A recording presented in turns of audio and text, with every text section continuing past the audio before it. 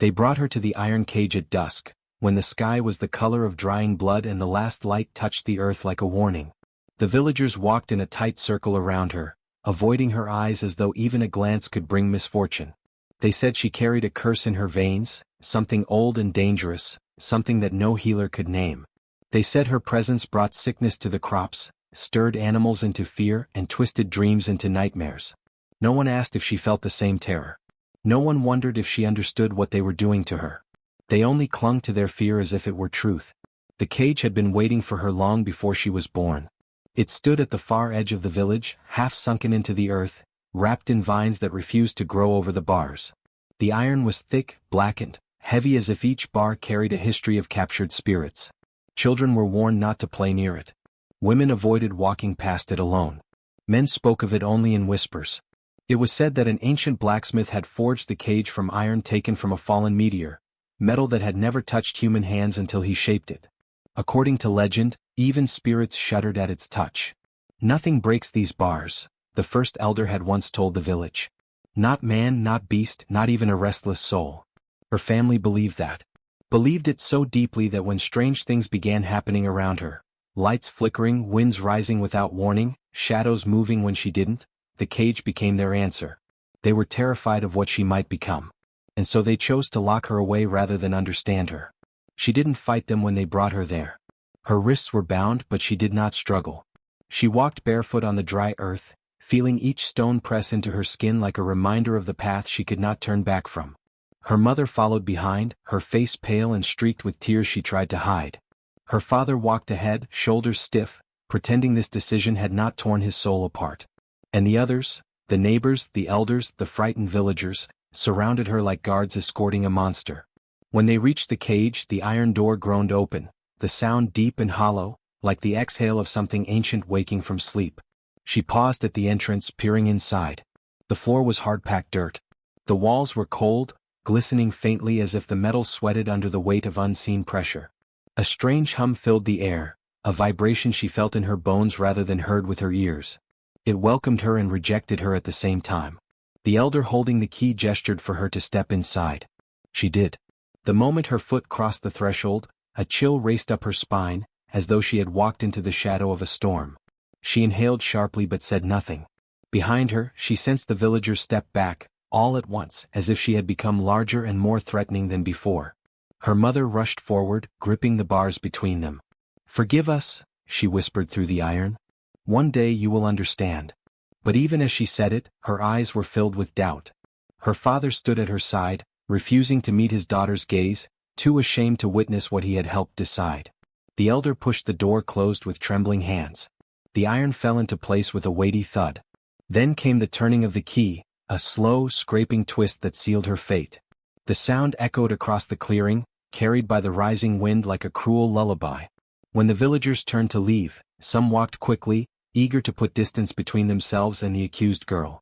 Others lingered, watching her through the bars with a mixture of fear and fascination, as if expecting her to transform into something monstrous at any moment. But she remained still. Her eyes lowered. Her breath soft. Her hands resting gently on her lap. Only when the last villager disappeared did she lift her head and look at the bars around her. They were cold, unyielding, a prison forged not just of iron but of fear. Yet as she touched one of them lightly with her fingertips, she felt something strange, a pulse, faint but real. The cage wasn't dead. It wasn't just metal. It was watching her.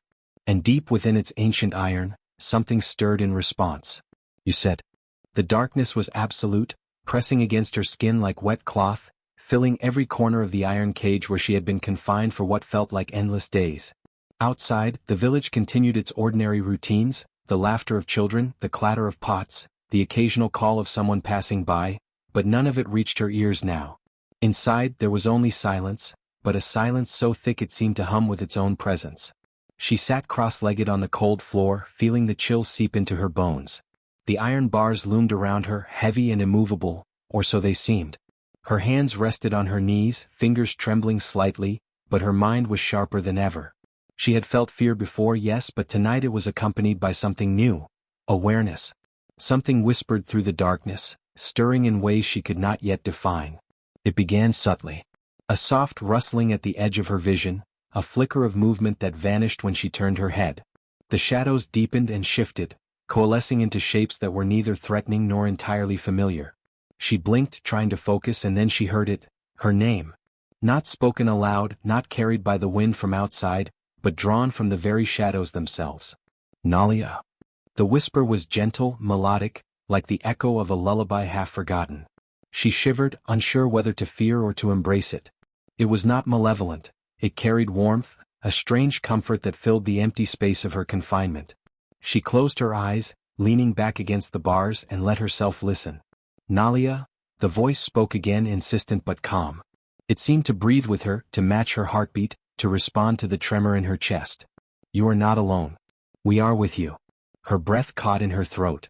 She had spent so many nights imagining phantom footsteps, imagined voices mocking her, that the gentleness of this presence was almost unbearable in its kindness. Her fingers gripped the cold iron bars, not to escape, but to anchor herself in the reality of the sensation. The shadows shifted once more, forming faint shapes in the darkness. They were subtle, indistinct, swirling forms that suggested a presence, a consciousness, a careful attention. They moved in harmony with the whisper, wrapping around her like a protective cocoon. She felt herself relax for the first time since the cage had closed around her. The silence was no longer empty. It was alive. You have strength within, the voice whispered, carrying a weight that transcended sound. Strength they cannot see, that they cannot hold. It is yours alone. She wanted to cry. Tears pricked at her eyes, but they were not tears of despair. They were tears of recognition, of understanding. For so long she had felt powerless, trapped by iron and by fear, by the ignorance of those who had confined her. And yet, here in the darkness, a truth revealed itself. The cage had never been the real prison. The real prison had been her disbelief in herself. The shadows pulsed subtly, almost like a heartbeat, resonating with hers. She could feel their warmth, a gentle pressure that pressed against the walls of her mind. They whispered secrets, fragments of knowledge about her lineage, her gift, her resilience. They spoke of the women before her who had walked through darkness and survived, who had harnessed the unseen forces that lived in blood and breath and spirit. You are one of them, the voice said, low, echoing faintly. And you will endure. You will awaken. She sat in stunned silence, letting the whispers wash over her, let them fill the empty spaces within her. For the first time the cage did not feel like a trap. It felt like a space of preparation, a place to awaken senses she had long ignored, to hear voices she had been too young or too scared to understand. The darkness was no longer a void, it was a teacher, a guide, a companion that had waited for her to listen. Her chest rose and fell steadily. She drew her hands into her lap, pressing her palms together, and whispered back, almost instinctively, almost in prayer, I hear you. I will not forget. The shadows seemed to shift in approval, swirling gently around her. The whispers softened, becoming a steady hum, an affirmation that she was seen, that she was ready. Alone, yet not alone, she closed her eyes and felt the first stirrings of a power that had lain dormant within her. The cage could hold her body, the villagers could confine her outwardly, but her spirit was awakening, guided by the silence inside. And in that silence she began to understand. Freedom is not always found outside. Sometimes it begins within.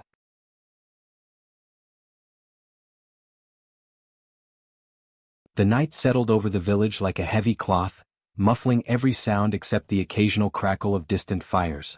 Inside the iron cage, she sat curled against the cold bars, her breath shallow, her mind trembling between fear and exhaustion. The villagers had left hours ago, satisfied that their danger was contained. They believed the cage would silence her, suppress her curse, and end the strange incidents that followed her since childhood. But they were wrong about what needed to be silenced. And they were very wrong about the cage. She felt the first tear slip down her cheek quietly, softly, almost hesitant. It glowed faintly. She didn't notice it at first, not until it slid down her chin and fell onto her palm like a drop of liquid moonlight. She blinked in confusion, wiping her face quickly. But another tear followed, then another. Each one shimmered with a pale blue glow that pulsed like a heartbeat. She shook her head, terrified at what this meant. All her life they told her she was cursed. They told her her emotions brought danger. They told her that her tears were the reason animals fled, winds shifted, fires dimmed. She never believed it. She never wanted to believe it. But tonight, something inside her refused to stay quiet. The air around her thickened, not colder, not warmer, just full. She lifted her hand slowly toward the bars. The iron felt different now, almost humming beneath her fingertips. Not vibrating, not moving, but listening. As though the ancient metal itself was aware of her touch. She jerked her hand back. Her heart pounded wildly. She told herself this was fear, nothing more. She was overwhelmed, exhausted, dehydrated. Tears did strange things when a person was tired. But then came the whisper. It was soft at first, like a breeze slipping through dried leaves. Not male, not female, not human. Just a sound that felt like it had always been inside her, waiting. She straightened, spine rigid, breath caught in her throat. The whisper came again, brushing against her thoughts, not her ears. You are not bound. She pressed her palms to her temples. Stop, she whispered aloud. Please, stop. But the whisper continued, gentle, circling her mind like a protective hand. You are not bound. The iron cage around her creaked as a sudden gust of cold wind rushed through the bars. Her glowing tears reflected the movement, rippling with faint waves of light across the metal surface. She stared at them in horror and wonder. She had cried before, but never like this. Never with the wind responding. Never with the air alive with whispers. She wrapped her arms around her knees, trying to make herself small, trying to drown the voice, but the glow beneath her eyelids only grew brighter. Memories came to her, flashes she had never understood.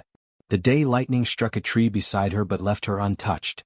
The night animals circled her home, silent, watchful, unafraid. The moment she screamed in anger at her brother and the lanterns flickered as though swallowing her fury. It all made sense now. Or rather, something inside her was trying to explain. You have been sleeping, the whisper murmured. Tonight you wake. Her breath trembled. Wake, what? The answer came as a pulse beneath her feet. The earth. The wind. Even the tiny particles of dust in the cage seemed to vibrate. And then, as her tears dripped steadily, glowing brighter with every drop, she felt something rise within her chest. Not rage. Not fear. Not sorrow. Power. It unfurled slowly, like a creature stretching after centuries of stillness. It filled her ribcage, her throat, the spaces between her bones. She pressed her hand to her heart. It was beating too fast, too strong, too loud. Each beat seemed to shake the air. She gasped as light spread beneath her skin, not bright, not burning, but soft and steady. Like the first light of dawn deciding she belonged to it. The bars of the cage groaned again, louder this time. Not bending. Not breaking. But responding. She rose shakily to her knees, fingers wrapped around the glowing tears that hadn't yet fallen. The whisper within her strengthened, no longer distant, no longer gentle. Now it carried an ancient certainty. The key was never forged. The lock was never meant to hold you. She shook her head. I can't. I don't know how. But the air swirled around her, a slow spiral of wind dancing through the cage. Then listen, the whisper said. Tonight is the first night of change. And you are no curse. She lifted her glowing hands, breath unsteady. You are the one who wakes the forgotten.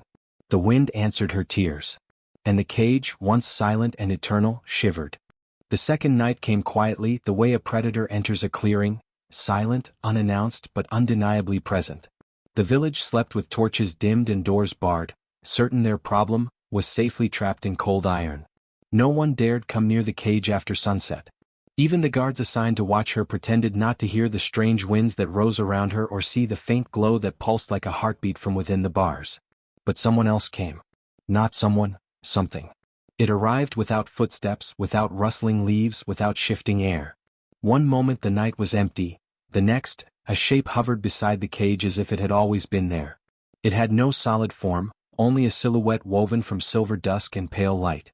Its outline shimmered faintly, like moonlight caught in water. But its eyes were ancient, deep, and watchful. She didn't notice it at first. She sat with her knees pulled to her chest, exhausted from the strange awakening that had struck her the night before. Her tears no longer glowed, but something inside her remained alert, like a beast pacing behind thin walls in her heart. She stared at her hands, half afraid to see the light return. The spirit leaned closer. You woke early. The voice was soft yet somehow echoed through every part of her mind. She gasped, scrambling backward until her spine slammed into the cold bars. Her breath hitched. Who's there? The spirit tilted its head, not moving its feet, because it had none. It hovered just above the ground, an elegant drift of mist shaped into a figure. You can hear me, it said, more curious than surprised. Good. She pressed her shaking palms to the iron floor, trying to keep herself steady. Are you the whisper from last night? A low hum answered her, like soft laughter carried by wind. No. That voice is inside you. I am outside. She swallowed hard. What do you want? The spirit's glowing eyes softened, their light dimming with something like sympathy. To watch. Her fear shifted into confusion. Watch me? Why? The spirit drifted closer, passing effortlessly through the cage bars as though they were nothing but fog. She drew back instinctively, but it made no move to harm her. It hovered at a respectful distance, its form faintly pulsing like a living flame. Because, it said, your blood once called me. She blinked. My blood. The spirit nodded slowly. Your grandmother knew my name. Your great-grandmother carried a fragment of my light. Your lineage is tied to the ancient winds, though your people forgot. I watched over your ancestors for generations. But then your line grew quiet. It paused. Until you. Her pulse quickened.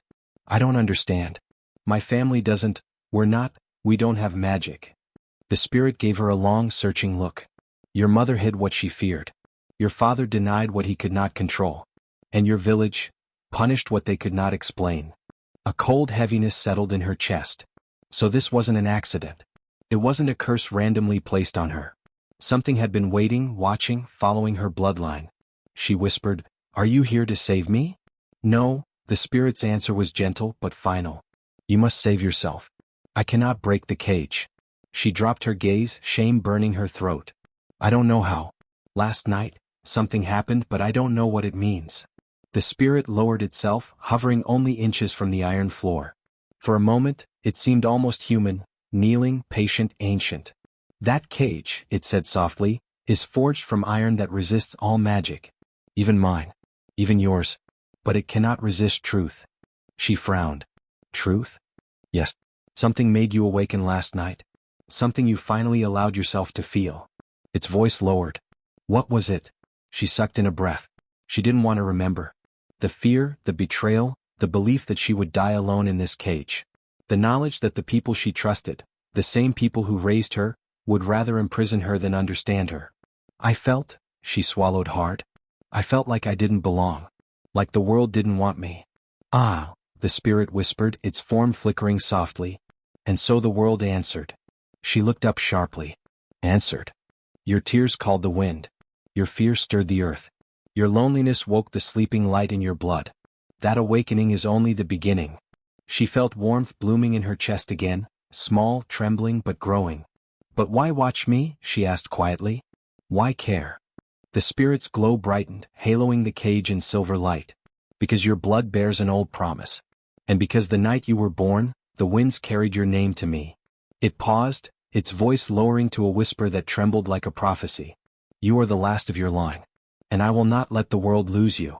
She stared into its eyes, fear melting into something unfamiliar. Not safety. Not comfort. But connection. For the first time in her life, she wasn't alone. And outside the iron cage, the spirit kept watching. Curious. Protective. Bound to her in ways she did not yet understand. She awoke before dawn, the cold air settling on her skin like dew. The spirit was gone, dissolving into nothingness sometime during the night, but its presence lingered. She felt it in the steadiness of her breath, in the strange warmth in her chest, in the memory of its glowing eyes watching her not with fear, but with recognition. The cage still surrounded her. The bars were still iron. The lock still heavy. But something had changed. She sat upright slowly, touching the bars with her fingers. They felt the same, cold, solid, unbreakable. The same bars that kept her from moving, from speaking freely, from being anything but a problem locked away for the village's peace. Yet, she didn't feel powerless anymore. Not completely. The spirit's words echoed in her mind. The cage cannot resist truth. Truth. Awakening. Intention. She repeated them quietly as if tasting their weight. Her grandmother used to say that the strongest chains were the ones we believed in. That fear was a prison and acceptance was a key. She remembered the old stories of people whose power was not in muscle or metal, but in knowing themselves. But she had never thought those words applied to her. She pressed her palm fully against the iron. Nothing happened. She felt ridiculous. But she didn't pull her hand away. Instead, she closed her eyes. What was the truth she had awakened to? That she was alone? That she was unwanted? That her family feared what she might become? Those were the lies she had lived in. What she awakened to was herself. Her breath steadied. Her heartbeat slowed. Her thoughts sharpened not with fear but with clarity. For the first time she didn't flinch from her own feelings. She let the hurt rise, let the betrayal burn, let the injustice she had suffered fill the hollow inside her. But she didn't drown in it. She shaped it. She placed her other hand on the bars. For a moment, everything felt quiet, too quiet. As if the world was holding its breath. "I am not what you fear," she whispered. Her palms warmed. "I am not what you can cage." Her heartbeat pulsed once, hard. "I am more." Light flickered beneath her skin, faint but real. It pulsed like the first glow of dawn, threading through her veins. This wasn't magic she summoned. It was magic she remembered, as though it had always been there, waiting. Her fingertips tingled. The bars hummed. Then something impossible happened. The iron did not bend. It did not crack. It simply loosened, like a memory forgetting itself. For a second she panicked, pulling her hands away. The glow in her chest dimmed, and the bars hardened again, becoming the same cold metal as before. She stared at them, breath shaking. Had she imagined it? No. She knew what she felt. The bars had weakened, not physically but in presence. As if their strength depended on her belief in their strength. The spirit's voice echoed again, not aloud but from the place in her mind it had touched. "The key is not shaped by hands." Her hands trembled. "Then what shapes it?" Inside her something stirred. Not the storm from before, not the glowing tears. This was quieter, deeper, like the soft rumble of the earth before it shifts. She touched the bars again, but this time she didn't push. She didn't try to force anything. She didn't search for power. She searched for understanding. What made these bars prison? What made her accept them? What chained her here? Fear. Obedience. Silence. Belief that she deserved to be hidden. Her breath hitched as the truth struck her like a bolt of warm lightning. The cage was built to hold what she feared about herself, not what she truly was. She opened her eyes wide. The key was intention. Her intention. Not to break. Not to escape. But to claim herself. She inhaled slowly, letting her fear fall away like old skin. Her palms glowed brighter, golden this time, not splintered with desperation, but steady with purpose. When she pressed her hands to the iron, the bars shivered like they were made of breath instead of metal. The flicker of light in her palms pulsed in rhythm with the bars, and then, softly, elegantly, they began to lose shape, melting into air like smoke dissolving in sunlight. She pulled her hands back, gasping. The section she touched had faded, leaving a gap the size of her arm. She stared at it in awe. Her first instinct was to crawl through, to flee, to run into the forest and never look back. But she didn't move. She wasn't ready. Not yet. Understanding herself was the first step. Walking out would be the second. And the night was not done teaching her. The gap shifted faintly, like the bars remembered they were once solid. She smiled, shaky but real. "I found the key," she whispered to the empty dawn. "And it was never made of metal. It was made of her." And the cage had no answer for that. At first, she thought it was only her imagination, the echo of the power she had touched the previous night. But by morning she sensed it clearly, the cage was no longer the same. The iron that once stood cold and merciless now pulsed with a faint warmth, as though it had a heartbeat of its own. When she approached the bars they vibrated, softly at first, then with a subtle tremor that felt like fear. Fear. From metal. The thought made her breath catch. Metal did not fear. Iron did not tremble. Cages did not react to the prisoners inside them, unless something had changed so deeply that even forged steel could feel it. She touched the bar closest to her.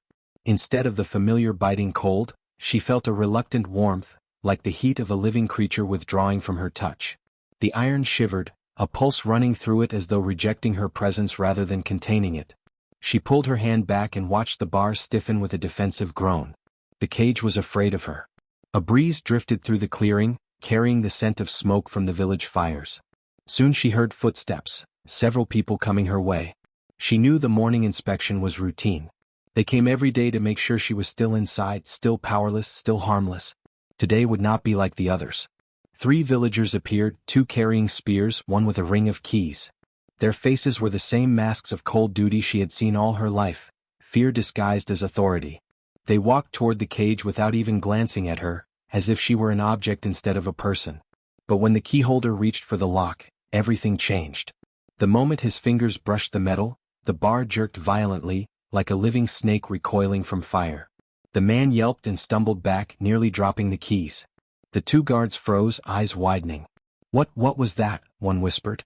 "Probably your clumsy hands," the other muttered, but his voice shook. The man tried again. He gripped the lock firmly, turning it with practiced familiarity, but the metal beneath his hand rippled with heat, searing him so suddenly he screamed and flung the keys away. Smoke curled from his palm like he had touched a burning coal. "It's hot, it's burning me. The iron burned me." The guards exchanged horrified looks. One of them stepped forward cautiously and tapped a bar with the butt of his spear. The spearhead vibrated violently, knocking itself loose, clattering to the ground as if thrown off by an unseen force. This time all three men stumbled away from the cage. "It's alive," one whispered. "The bars, they're alive." "They're reacting," said another. "To her." Slowly all eyes turned to the girl inside. She did not speak. She did not move. She simply watched. And the cage shivered again. The guards backed up until they nearly fell over each other. Their spears trembled like reeds in their hands. Fear spread across their faces, not the everyday distrust they had always shown her, but something deeper, primal, instinctive. "What did she do?" one whispered. "She didn't do anything," the keyholder said, clutching his burned hand. "The cage fears her." A memory surfaced in their eyes, stories the elders told, legends about power that could unmake forged metal, spirits that lived inside chosen bloodlines. The villagers had dismissed those tales as myths, but now the trembling cage stood as undeniable proof that something was awakening in her, something the metal could not bind. They whispered prayers. They crossed themselves. They retreated, careful not to turn their backs on her, as though afraid she would burst through the trembling bars and strike them down. But she remained still, silent, watching as they fled toward the village to spread the news.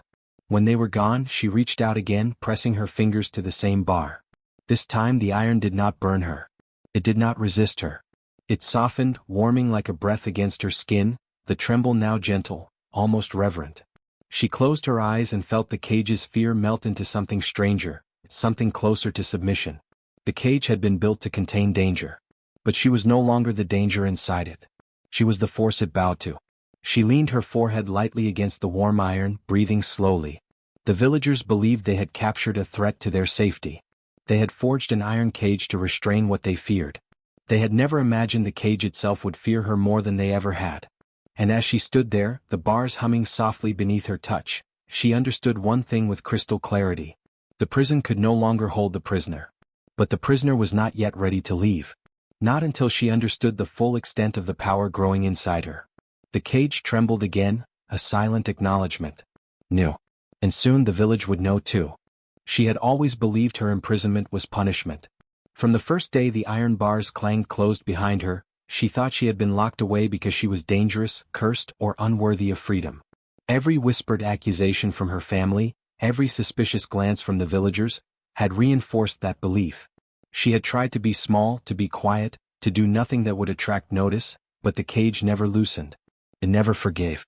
And she never understood why, until now. The night had grown deep, the stars scattered like spilled silver across the sky. Inside the cage, she sat cross-legged, feeling the warmth of the bars that had once seemed so cruel now almost comforting, alive in an unexpected way. The spirit she had encountered before had vanished, leaving only a faint shimmer in the air, a subtle reminder that she was not alone. She had sensed it watching her, waiting for the moment she was ready to understand. And tonight something shifted. A memory surfaced, a fragment of conversation she had overheard as a child, hidden behind closed doors. Her mother's voice, trembling with a mixture of fear and determination, speaking to someone else. If she awakens too soon, the power could be uncontrollable. We cannot risk it. We must restrain her until she is ready. Her heart stuttered. Power? She whispered to herself. What power? She recalled the way her tears had glowed, the wind that had answered her cries, the iron cage that trembled at her touch. It wasn't a curse. It had never been a curse. Every terrifying event, every whispered accusation, every night of isolation had been built on a lie designed to keep her from knowing her own strength. The people she had thought punished her for being dangerous were, in truth, afraid of what she could become. Her mother's voice continued in her memory, "It is not enough to hide her. We must teach her, control her. If she learns too much too soon, the village may not survive." A cold understanding crept over her. She was not locked away because she had done wrong. She was locked away because she had done right, or rather because she possessed something right, something that others feared they could not contain.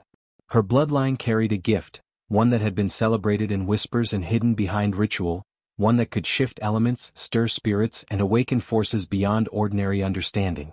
And that gift had been hers since birth. Tears threatened again, but she no longer feared them. Each glowing drop was a reminder that her body, her soul, and her blood were not weak.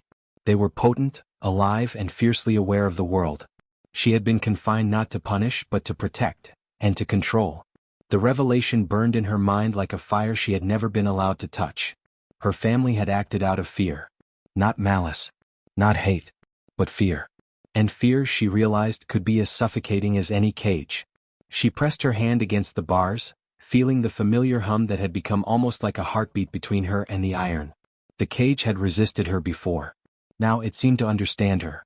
It had always understood. The prison had known her true self before she did. And in its own strange way, it had been waiting for her to recognize the truth as well. She breathed deeply, letting the warmth of understanding wash over her. Her captivity had not been a punishment but a preparation, a harsh and lonely education designed to awaken the power that had lain dormant within her. Every moment of isolation, every whispered insult, every mocking glance from villagers, had built a strength she had yet to fully comprehend. The cage had not been a prison, it had been a crucible. And now the final piece fell into place. Her fear of herself, the dread that she might be too much, too powerful, too unmanageable, it had been the cage's final lesson. She was not cursed. She was chosen. She was not broken. She was being forged. For the first time in her life she felt the full weight of what she carried. Not fear. Not despair. But possibility. The kind of possibility that could not be locked away, bound by iron, or silenced by those too small to understand it. The cage had tried to contain her, but it had failed in the only way that mattered. She was awake. She knew the truth of her bloodline, the truth of her gift, and the truth of her imprisonment. She smiled softly, pressing her palm once more against the bars. "I understand now," she whispered to the iron that had tried to hold her. "You feared me, and so did they. But I am not afraid anymore." The cage trembled lightly as though acknowledging her words, and for the first time she felt a strange kinship with it.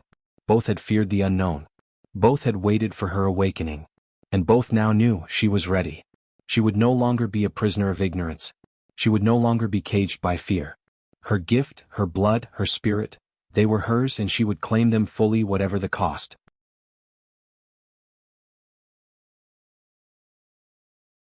The night was still, but it carried an electric hum that seemed to vibrate through the very air. She sat in the cage, hands resting on the iron bars, eyes closed, listening to her heartbeat and the soft pulse of the metal beneath her fingertips. She had understood the truth of her imprisonment, realized the fear that had bound both cage and villagers, and embraced the power that had always been hers. Tonight she knew would be different. She opened her eyes slowly, letting the moonlight brush against her face. The bars no longer glimmered with trembling fear, they waited. Not as barriers but as witnesses. She did not grasp for the lock. She did not strain her limbs. She simply reached out with intention, with presence, with understanding.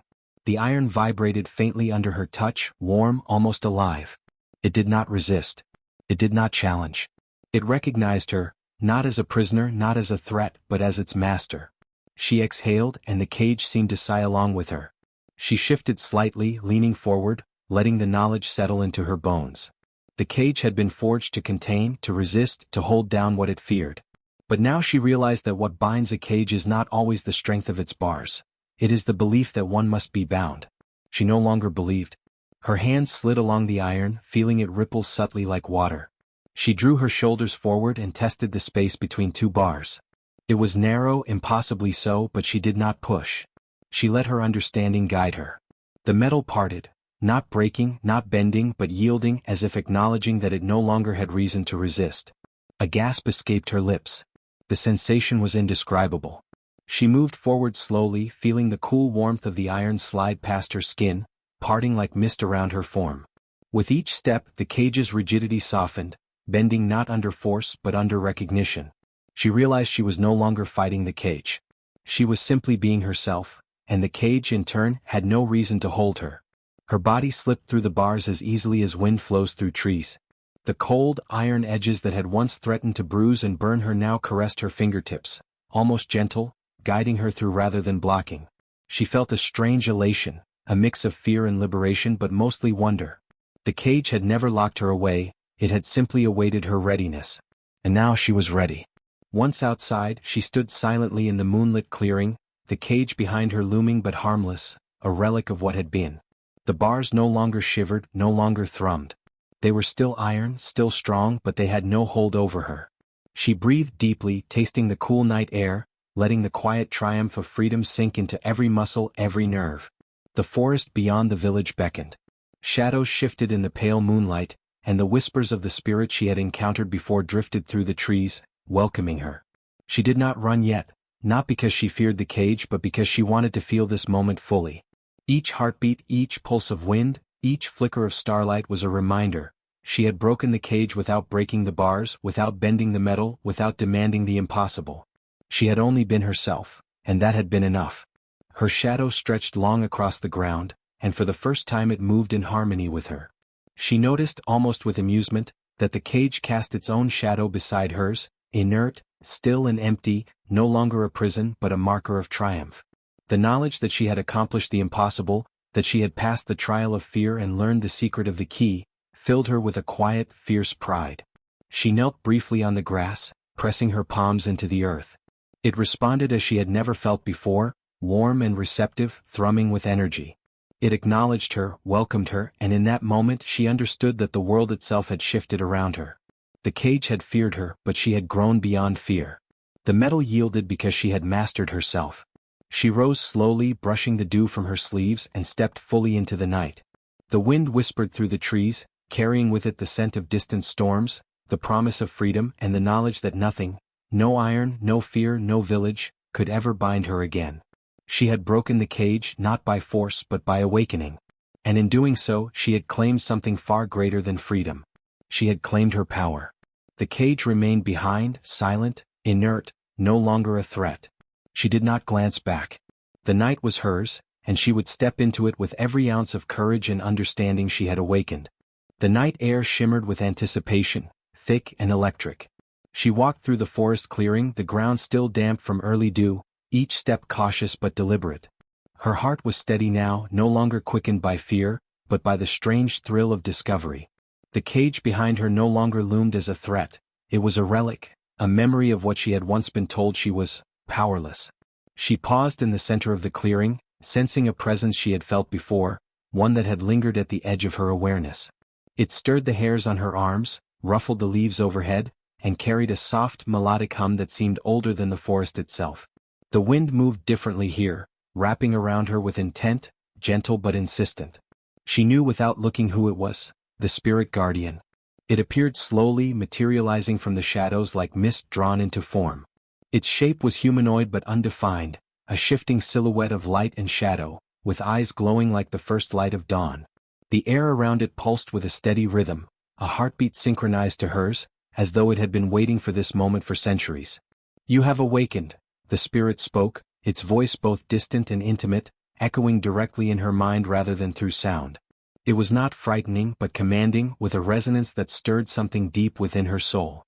"And in awakening you have found the key."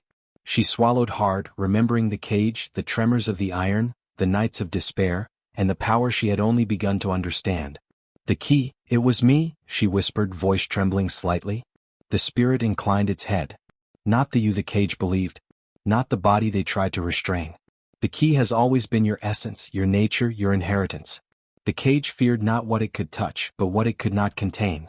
And what it could not contain is your spirit." She stepped closer, studying the guardian.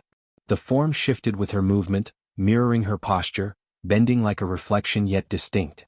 There was recognition in its gaze, an ancient understanding. "Why me? Why now?" she asked, her voice firmer, more certain.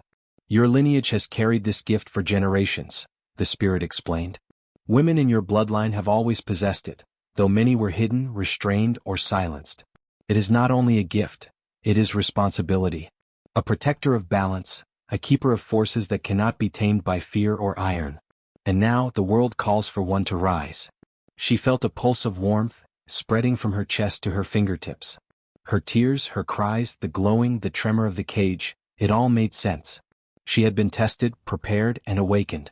Each moment of despair, each insult, every night spent locked away had been shaping her, guiding her to this understanding. The cage was never your enemy, the spirit continued, its voice weaving through the wind and into her bones. It was a mirror. It showed you what you feared in yourself. The iron bars could not hold you, not because of weakness but because your power is not in strength alone. It is in awakening, in understanding, in the acceptance of your nature. She breathed in deeply, feeling the forest respond to her presence. The leaves shivered gently, the wind circled her, and faint sparks of light danced along the shadows of trees. Then the key, was my inner nature? She asked, awe threading every word. Yes, the guardian said. It has always been you. Nothing forged by hands can contain what the spirit shapes. You have only to recognize it, to claim it, to move as yourself. The cage feared you because it sensed this truth before you could fully embrace it. The metal trembled, the villagers trembled, and now you stand free, ready to wield what has been entrusted to you. Her pulse raced, not with fear but with understanding. She raised her hands slightly, feeling the currents of energy flowing through her veins, alive, responsive, and limitless. I understand, she whispered. I am ready. The spirit's form shifted, circling her once, then dissolving slowly into a shimmer that lingered in the night air like a trail of starlight. Remember, it said softly, fading into the shadows, the cage was never your prison.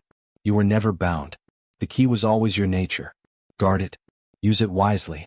And do not forget, your spirit is unstoppable when awakened. The clearing fell silent again, the forest holding its breath. She stood in awe, trembling not from fear, but from the enormity of what she had discovered. She was no longer a prisoner. She was no longer hidden. She had been awakened, guided, and recognized by a force that predated time itself. The guardian had returned. And with its revelation she understood the truth. She would never be caged again, not by iron, not by fear, not by anyone. Her power was hers. And nothing could deny it. The morning sun spilled over the horizon, painting the village in gold and crimson. Birds called from the treetops, their songs sharp and clear, carrying a melody she had never noticed before. She stepped onto the path that led to her village, each footfall steady, confident, deliberate. Gone was the trembling girl who had been locked in the iron cage. Gone was the fearful silence that had once filled her nights. She walked now as someone entirely new, a woman tempered by trials, awakened to a power no cage could restrain, no fear could diminish. The villagers were beginning their day as usual, unaware of what awaited them. They carried baskets of grain, drew water from the well, and tended the animals, their conversations light and routine. But as soon as she appeared at the edge of the village, moving through the familiar streets, a ripple passed through them, subtle at first, then undeniable. The air felt heavier, charged with energy, as if the sky itself had recognized her return. Mothers pulled children closer. Farmers paused mid-step, eyes widening. The men who had once sneered and mocked her froze, their expressions tightening in confusion and dread. The iron cage, standing silently behind the trees near the clearing she had left, seemed to vibrate faintly, as if acknowledging her passage, no longer a prison, but a witness to transformation. She walked past familiar doors, past walls she had once pressed against, feeling their scrutiny like invisible hands. No one dared to speak. No one dared to approach too closely. She felt the hum of power beneath her skin, a rhythm that matched the pulse of the earth itself, and it flowed into her voice when she finally spoke. I have returned, she said, and the words carried far, clear, unshakable. Not as one to be contained. Not as one to be mocked. I have returned as who I am meant to be. The villagers glanced at each other, fear mingling with awe. They had thought her frail, weak, and harmless. They had celebrated her cage as a triumph of control, of dominion over something they could not understand. But the woman standing before them was neither weak nor submissive.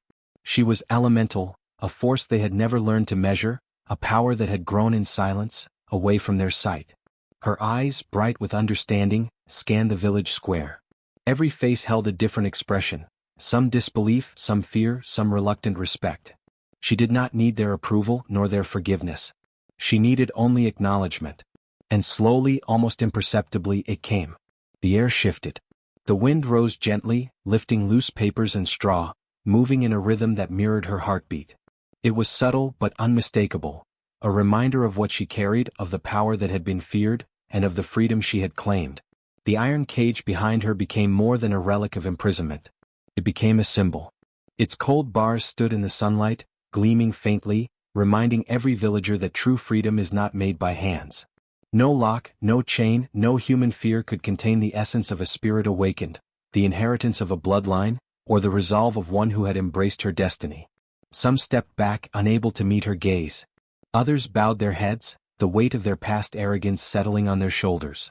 And some, those who had once mocked her, looked at the cage and then at her, seeing for the first time that weakness had never been her curse. It had been her shield, her cover, her quiet way of gathering strength. And now, with that strength fully realized, they recognized what they had denied for so long. She walked slowly through the village, feeling the wind lift her hair, brushing against her skin like a companion. Each step resonated with power, with history, with the acknowledgement of trials survived and lessons learned. The cage had watched her leave, and in its silence, it bore witness to the truth. She had walked out, unbroken, untamed, unstoppable. By the time she reached the heart of the village, the fear had not vanished entirely, but awe had taken root. Mothers whispered to children, elders nodded with reluctant respect, and even the most hardened skeptics understood one thing clearly: she was no longer a girl to be restrained. She was the woman who had walked out of iron. Her journey had begun in confinement, but it had ended in revelation. She had discovered that true power is not in what binds you, but in what awakens within. She had learned that fear can never hold the spirit that knows itself. And as she stood there at the center of her village, the morning sun warming her face, she smiled quietly, knowing that the stories of her cage, her awakening, and her triumph would carry through generations, teaching all who came after that true strength often comes from the most unexpected places, and that no human fear can ever contain what the soul has claimed as its own. She turned her gaze to the horizon. Beyond the village, beyond the trees, beyond the mountains, the world awaited her. And she would walk through it, free, unbound, and unafraid.